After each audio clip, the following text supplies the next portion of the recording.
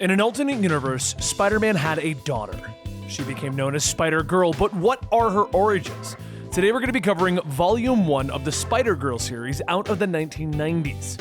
This is the Comicstorian full story channel where we take some of our videos from the other channel and re-upload them here for the sake of the algorithm, so you'll only see full stories. Let's get into the origin of Spider-Girl. Instinctively, she looks at the clock, confirming what she already knows. Time is running out and there is almost a hush leading to a single point in time. Tonight is the night where she is destined to make a mark that will become a major turning point in her life. She runs, she aims, and nothing can stop her now. May Parker defies all logic, jumping into the air, slamming the basketball down into the hoop, scoring the winning point for Midtown High! And while the crowd cheers, her parents, Peter Parker and Mary Jane Parker, they notice something. Because you know, a person shouldn't be able to jump that high. Not unless... No. They've been watching May for years. They've been watching for the signs. She shouldn't have inherited... Well, anyway. There's plenty of time to figure out a perfectly reasonable explanation for that. Right now, they need to congratulate their daughter for such an amazing play. But there's something in the back of her mind that warns her. It seems like her father, Peter, feels the same thing. Just as quickly as it has come, it is gone, like a shadow disappearing into the light. Peter wonders for a moment if his daughter noticed it too, but as her friends run up to her after the game, he decides he's going to keep it to himself. May goes off to a party with her friends Courtney and Jimmy, and Peter Parker and Mary Jane begin to wonder if what they saw was a fluke or something more. They've done everything as parents to keep May safe, even while Peter wore the Spider-Man costume. You see, May was only 2 years old when Spider-Man had his final confrontation with Norman Osborn, a battle that cost Norman his life. And Peter, well, he lost any desire to continue his dual identity. Elsewhere, as May is walking off with Courtney and Jimmy, she gets a strange yet familiar feeling, but this time it's different, sharper, more insistent that she needs to dodge. She pushes everyone out of the way just in time to avoid a blast from a pumpkin bomb that is thrown her way. And it's at that moment that she sees the Green Goblin, a foe that has long since disappeared, with Norman Osborn appearing before the young girl, telling her that he has a message for her father. Tell him the Green Goblin has returned, and we have unfinished business. May asks, how does a creep like him know her father? And the Green Goblin tells her, you'd be surprised to know. Tell him I'll be at the bridge at midnight tomorrow. He'll know what that means. She rushes home to tell her parents about what happened, but as they tell her that she just needs to rest for the night, the two parents begin to wonder. Norman Osborn has been dead, and even his son Harry has been dead, but what about Harry's son Normie? That could be the only explanation for a new Green Goblin. Peter makes a few calls to try and find Normie, but his mother Liz has been sick in the hospital and, well, her husband Nelson hasn't seen Normie since Liz went in. Both Mary Jane and Peter begin to discuss what they need to do, because if Normie is the Green Goblin and May's powers are kicking in, what does the daughter of Spider-Man need to do next? The big debate is whether or not they should even tell her. And while this is going on, she is sitting at the top of the stairs, listening in on everything. On the next day, Peter goes out looking for some help from friends, other superheroes, while May confronts her mother about what she overheard, exclaiming that she doesn't even know who she is anymore. She is just a freak! After taking a deep breath, Mary Jane brings May up to the attic to explain the story of how her father was, in fact, the costumed hero, Spider-Man. In the chest, there's a second costume as well, and May asks who did it belong to, and Mary Jane says her Uncle Ben. She realizes that the spider thing runs in the family, like the Osborns and their green scene. So what are they going to do about Normie? Mary Jane goes on telling her that her father's going to do what he does best, make things right if he can. Meanwhile, Green Goblin approaches Peter. Hello, Uncle Pete! You didn't wear your play clothes. This date was supposed to be with Spider-Man. Confirming his suspicions now that they've met at the meeting spot, Peter tells Normie that Spider-Man doesn't exist anymore. He died the same night as Normie's grandfather. There's no need for them to fight. Normie shouts that Spider-Man isn't dead. You one-legged loser! Where's my grandfather or my father? This ends when I'm standing over your corpse. Now change into the costume, or I'll have to ask young May! At that moment, a voice shouts for Green Goblin to put down Peter Parker, because Mary Jane gets out of the car stating that they have nothing to fear from Normie. We used to babysit you and change your diapers. Normie reaches down, pulling something out of Peter's waistband. Nice try, Auntie M, but look what Peter brought to the party. A gun! He knew what was at stake here. Normie turns his attention to Mary Jane, but just then, out of nowhere, May, wearing her own Spider-Man costume, swings in on her webs, kicking Normie back, telling him, "You want a spider person? Face it, Tiger, you just hit the jackpot." Peter stumbles to the ground asking if that is May, and Mary Jane tells him that she told her everything, but she never thought, oh god. As May dodges Normie firing blasts from his fingers, he begins to yell, "This is unacceptable! It's your father that I must destroy!" May tells him that she's sorry, but her dad's retired ever since your grandfather blew off his leg. May then webs up Normie's hand to stop him from shooting any more blasts, but he burns it away, and May realizes that he has an electroshock hand thingy. Just like her father, she manages to have the same sense of humor, firing off quips and keeping her opponent off balance, while she follows her instincts, moving, dodging all of Normie's attacks. But for a second there, she finds herself in freefall. At least, until she aims, tapping twice, and a string of web shoots onto the bridge, and May swings around, kicking Norman in the back, forcing him to act. He reaches for another pumpkin bomb, but there's a faint smile behind the mask, because she is secretly watching all of Normie's curious gadgets. Before Norman can throw, May webs up his hand, and Norman laughs, asking, "Do you think I'm an idiot? I've already shown you that your webbing means nothing." And she taunts him, calling him a loser, a kid playing dress-up who's a few donuts short of a dozen. "You can't blow off my webbing without igniting your bomb."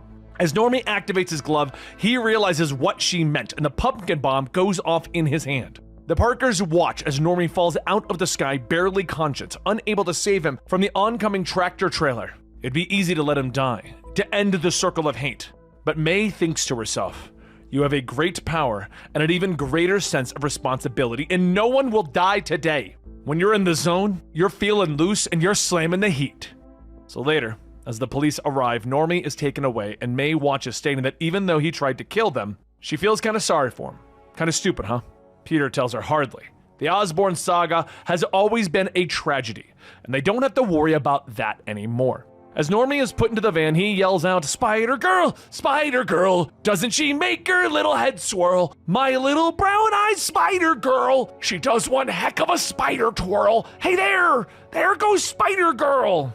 Foggy Nelson loads Normie up, stating, Spider-Girl, huh? Poor kid has really lost it. You know, I've always wondered what happened to Spider-Man. Was he killed like Daredevil?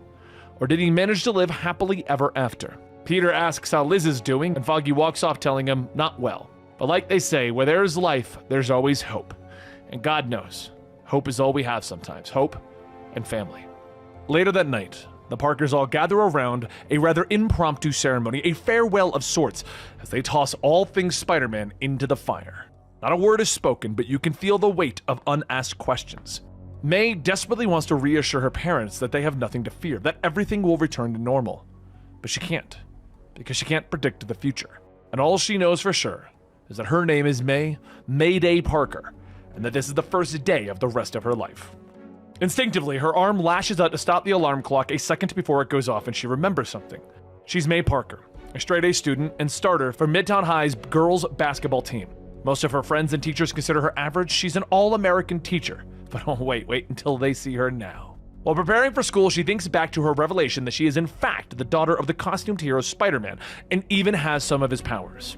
But even after stopping the Green Goblin, her father didn't want her following in his footsteps, which ultimately led to him losing one of his legs. And thus, May's career as a costumed crime fighter was over before it ever really began.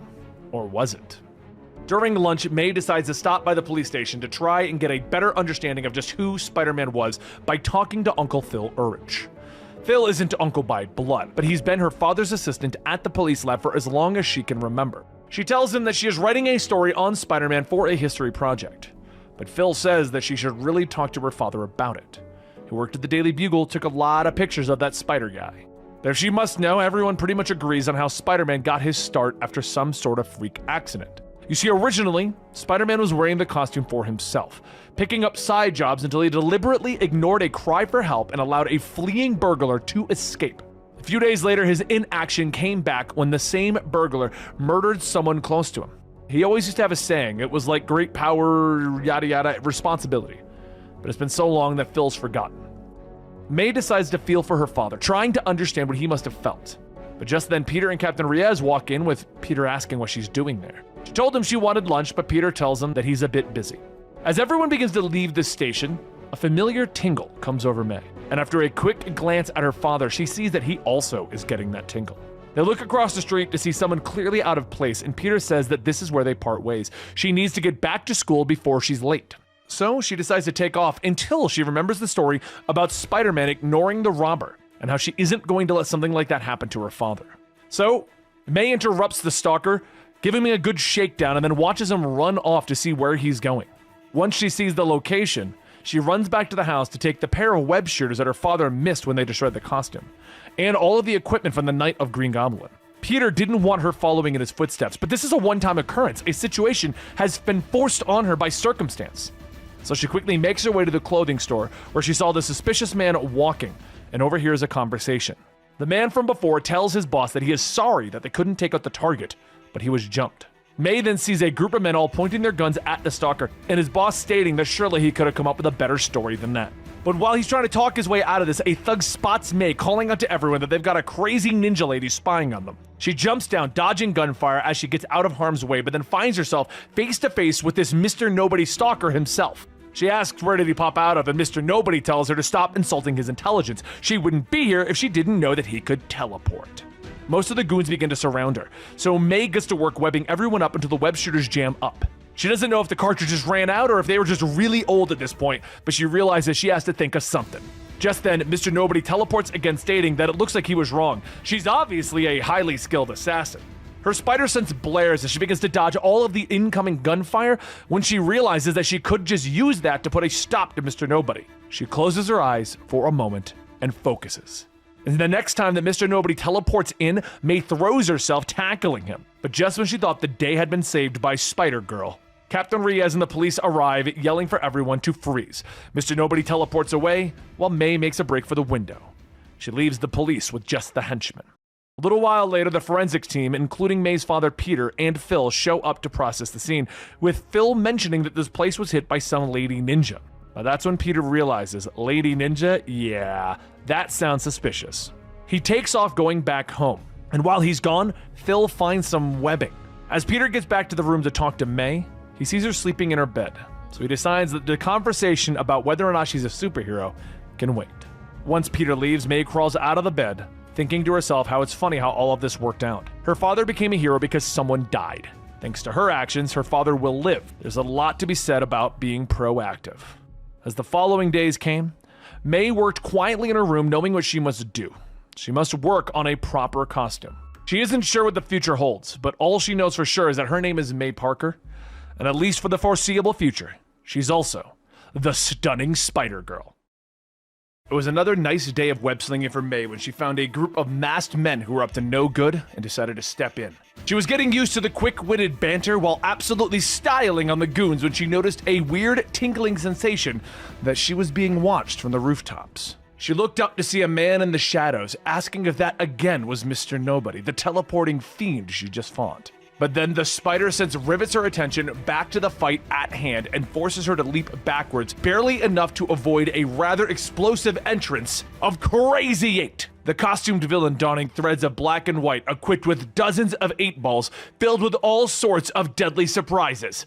Crazy 8 says that he was glad that she decided to drop in and help relieve the drudgery of the otherwise routine evening's toil. May is read up about this creep, heard her dad complain about him. He's a ruthless psycho who thinks that he's a real funny man. His costume designed to juggle balls that are laden with all sorts of dangerous tricks.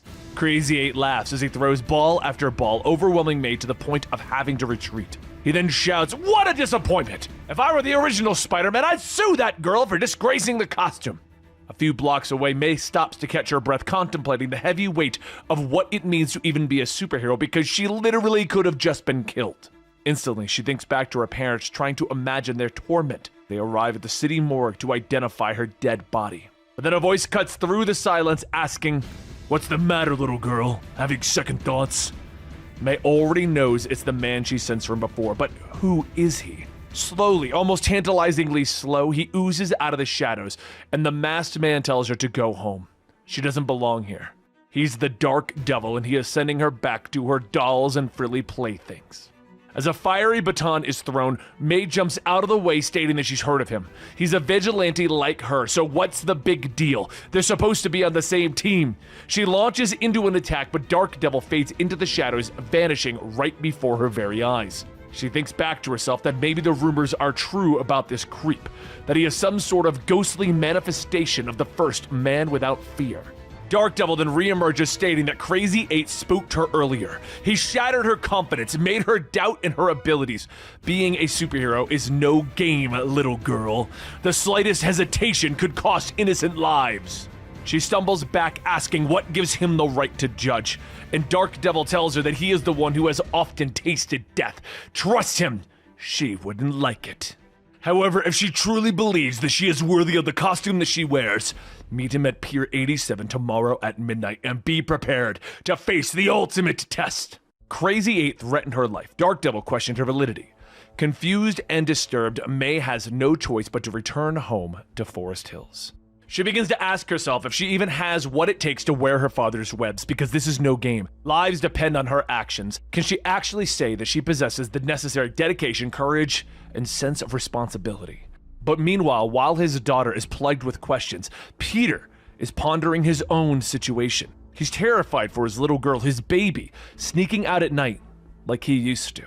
How can he confront her? How can he be the hypocrite? How can he convince her that what was so right for him at a young age to do is very wrong for her? After May goes to the crime lab the next day during lunch, Phil informs her that he found webbing at the last crime scene. She asks him not to say anything to her father. And with that, Peter and May go off on their own for their little lunch, where they awkwardly sit there, both of them trying to say something, both of them trying to enter this conversation that they need to have, but neither of them doing it. And Peter just ending with that he loves their little get-togethers. Just the two of them. May agrees, just the two of them. That night, May makes her way to Pier 87 to find more of Crazy 8's men loading up a cargo ship with whatever it is that they are hauling. She sneaks into the boat and begins to take out the men, telling herself that she needs to confront her fears. That if this is a test, she's going to ace it. A few seconds later in the cabin, a man is thrown through the door as May stands there demanding that Crazy 8 come out and play. He arrives telling her that he's happy to oblige a loyal fan, but she seems to have caught him at a disadvantage.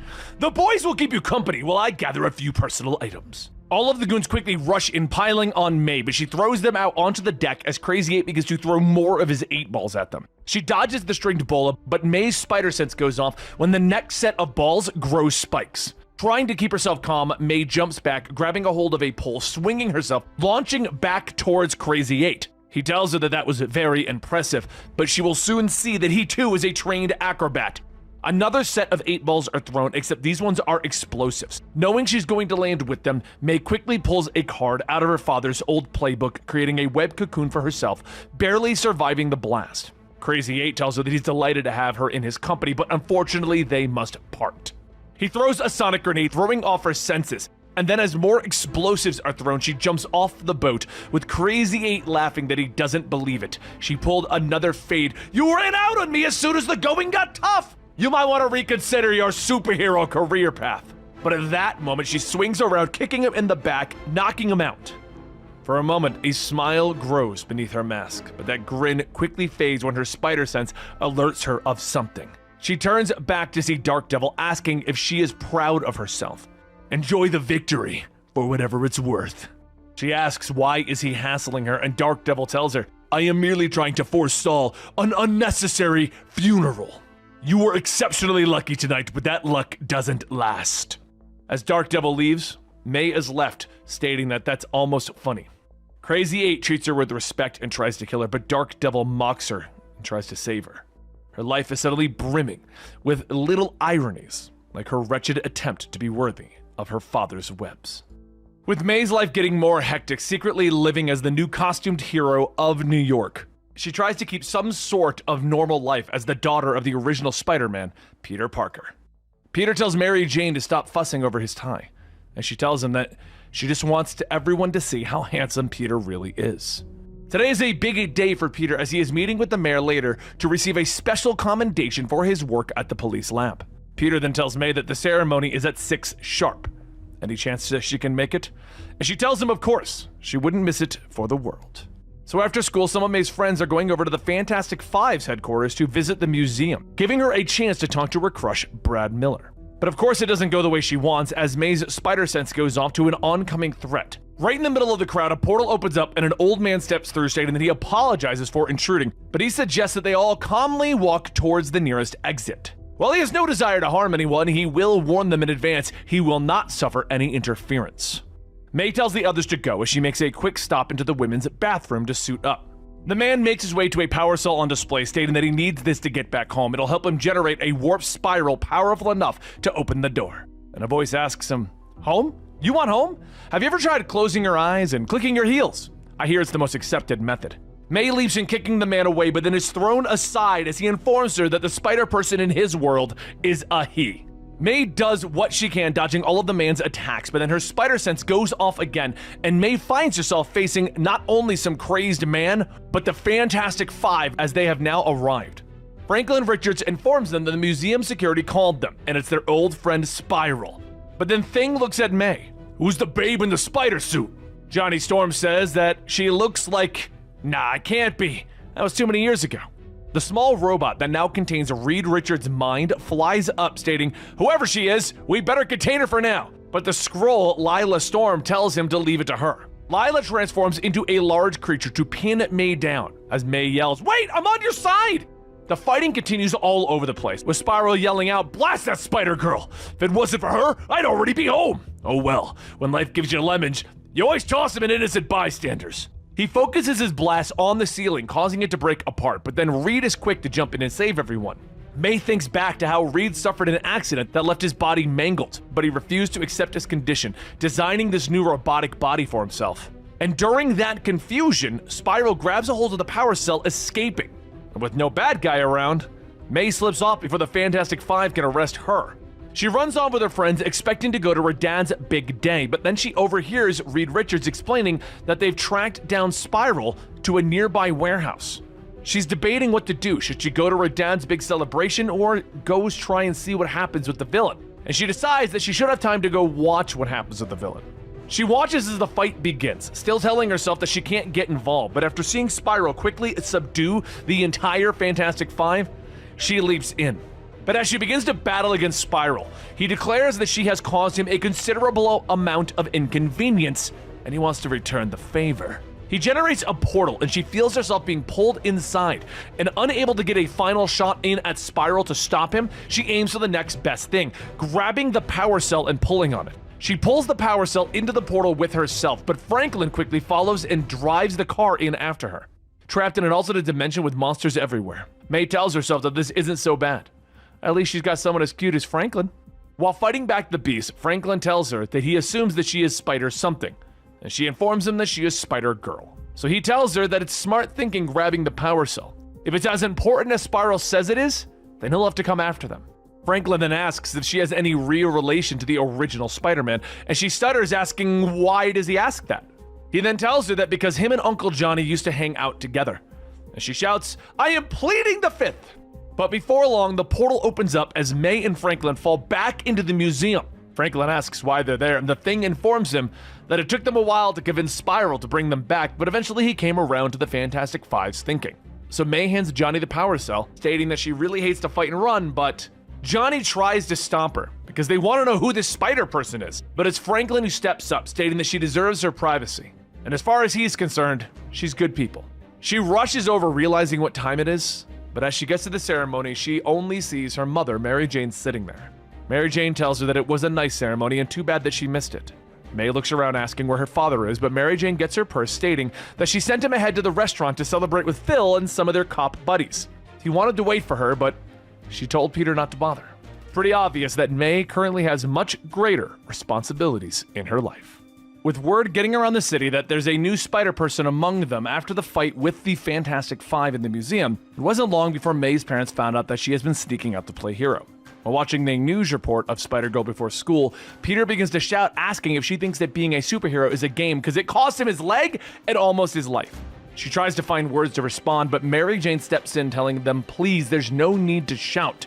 They've been going at it since the reports came out last night. It's time that he went to work and May went to school. Peter heads off saying that they're going to finish it later, and May tries to thank her mother for backing her up, but then Mary Jane freaks out on her, telling her that she's acting very irresponsibly. So after trying to defend herself against Mary Jane, May eventually goes to school. Two of her friends begin to try and argue in the middle of the school hallway, but eventually they bump into the school's janitor, Carlton Hackmutter. Jimmy gets up asking if he can help the janitor, but Hackmutter grabs his mop, swinging it, yelling, "You all have no respect! I've been cleaning this school since before you were born. Go on, get out of my sight!" As they leave, Hackmutter mutters to himself as he moves his cleaning supplies to the basement. He gets into what is apparently his workshop as he flips on a light switch that displays his collection of dragon figures and models. And he declares that some of these are real expensive, that he would have quit long ago if he wasn't trying to keep that collection current. Like this medallion, one of his most expensive pieces, a one-of-a-kind piece from all the way from ancient China. The dealer even tried to convince him that it possessed certain mystical properties, but that was just to con up the price. During lunch, May calls up her Uncle Phil to try and get something to eat, wanting to know what her father knows about her. There was a time when he did mention to her in private that he too wore a costume, and since finding out that there might be a new Spider-Man, he wanted to relive some of those glory days. May asks if her father mentioned anything, and Phil laughs. Peter goes out of his way to avoid anything superhero related. Been that way for years. But there have been some things that her father did tell him that he is not at liberty to repeat, but he would like to offer her the same thing. If there's anything she wishes to confide in him, he won't repeat it. May says that she'll keep that in mind, but does her dad know about the meeting like this? And Phil tells her, nah, he took off before she phoned. Said an old friend called for a surprise lunch, Johnny Storm. Across town, at the diner, Peter and Johnny sit across from each other with Johnny stating, "So, are we gonna bring up the elephant in the room?" And Peter asks him, what, Spider-Girl? Johnny tells him that he was surprised when she first showed up at the museum and he couldn't figure out who it was, but then he remembered that Spider-Man, Peter Parker, had a daughter about the right age. You must be proud. It was the same for Reed when Franklin finally joined the team. That was, well, before the accident. But while Peter tries not to admit anything, back at Midtown High, May gets back just before lunch ends to hear Jimmy and Moose going at it again. The two are bickering and arguing as Hackmutter is cleaning up the mess, but as he picks up the broken pieces of glass, he cuts himself. And he shouts out, "Great! Just great!" He rushes off to the basement, muttering to himself that he is going to have to clean this cut. But some of the blood then drips onto the ancient medallion, the one that isn't actually supposed to be mystical, is it? Suddenly there's a flash of light, and Hackmutter asks, What is happening to me? Something strange and wonderful." As the light fades, Hackmutter looks at himself, but he's now transformed into a hulking dragon. Upstairs, May walks to class when her spider sense goes off and Hackmutter's giant hand bursts through the ground. Everyone begins to run with Hackmutter asking, "Oh, did I scare you? Good, it's about time you noticed me." As Hackmutter begins to destroy everything in sight, May slips off to change, but hesitates. She isn't supposed to involve herself in all of this, but she can't let her friends get hurt. In the next class, Hackmutter breaks down the wall, shouting, "Clear out! All you worthless punks need to get out of here!" Hackmutter then turns his attention towards Brad Miller, but before he could attack, May jumps in, kicking, asking, "Why don't you look at me for a moment?" Hackmutter swings back, stating that he recognizes her. "You're one of those new second-generation costumed vigilantes I've read so much about. I've always dreamed of being like Captain America, Conan, John Carter, or Jim Kirk. But I'll settle for reading about their adventures or following them on television." May tries to subdue him, asking if he wanted to be a hero, what is stopping him now? And Hackmutter whips her with his tail, yelling, "Forget it! Those dreams died long ago, but after a lifetime of being discarded and disrespected, it is time for payback!"